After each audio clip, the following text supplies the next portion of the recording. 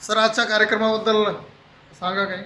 आज Shri N J Patil साहेब, Sai man power service private limited या कंपनीचे चेअरमन त्यांचा आज 67वा वाढदिवसानिमित्त शुभेच्छा देण्यासाठी आम्ही सर्व हाऊसकीपिंगच्या टीमच्या वतीने नियोजन केलेलं आहे.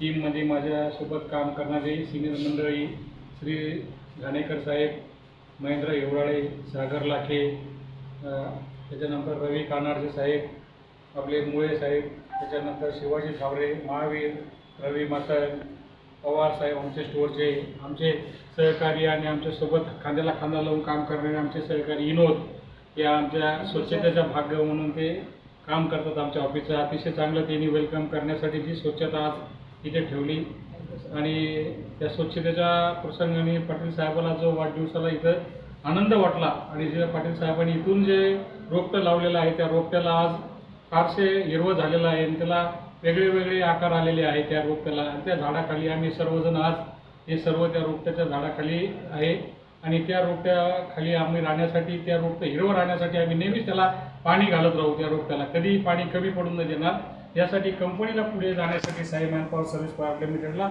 ही सर्व टीम आम्ही काम चांगले जीव लावून करणार आहे.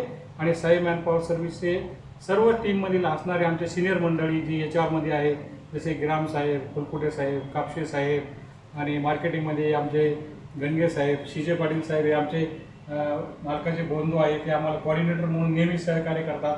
आणि पल्लवी मॅडम हे नवीन डायरेक्टर आमच्या कंपनीमध्ये जॉईन झालेले आहे. ते फायनान्स आणि HR बघतात.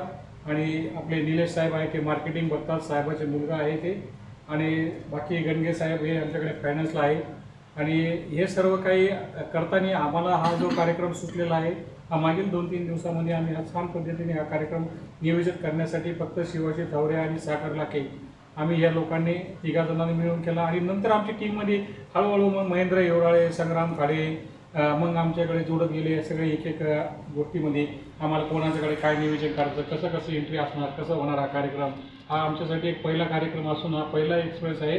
त्यानंतर अनेक कार्यक्रम होते पण हा एक आठवण म्हणून कार्यक्रम राहणार नेहमी असं माझा दृष्टिकोनातून मी व्यक्त करतोय.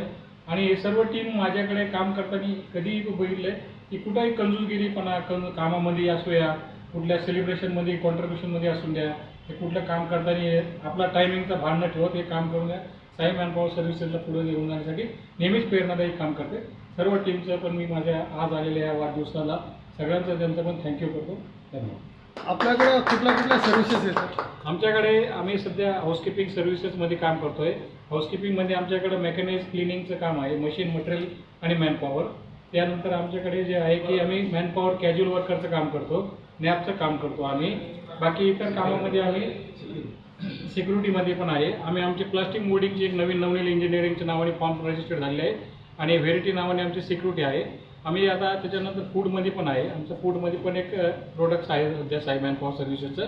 आणि सर्व हे प्रोडक्ट पाटील साहेबांनी हे म्हणजे आमच्यासाठी निर्माण करून ठेवलेलं आहे की हे सगळं तुम्ही व्यवस्थितरित्याने हे सांभाळा, याचा हिसाब ठेवा आणि हे हिसाब जर तुम्ही ठेवला तर याला तुम्ही पुढे घेऊन जाऊ शकता.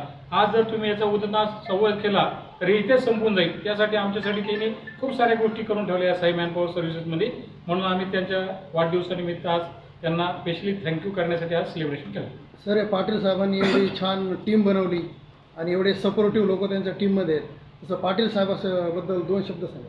पाटील साहेब नेहमीच म्हणजे आता माझा जो प्रवास आहे 14 वर्षाचा अनुभव त्यांच्यासोबतचा, त्यांनी सांगितलं की पायरीवरनं खाली उतरताना राग आणि रोष आणि भेदभावपणा हा घरी ठेवायचा. आपण ज्या वेळेला इथे काम करायला तो राग बाजूला ठेवायचा, रोष बाजूला ठेवायचा, जात धर्म सगळं बाजूला ठेवून नेहमी आपण काम करायचं हे त्यांनी शिकवलं. आणि शांततापणाने काम करायचं. कुठलंही काम हाती घेतलं तर त्याला पूर्ण ताकदीने करायचं, त्याला नक्कीच सफलता भेटते. त्यांनी असं सांगितलेलं आहे की अनेक वेळेला मला त्यांच्यासोबत राहताना अनुभव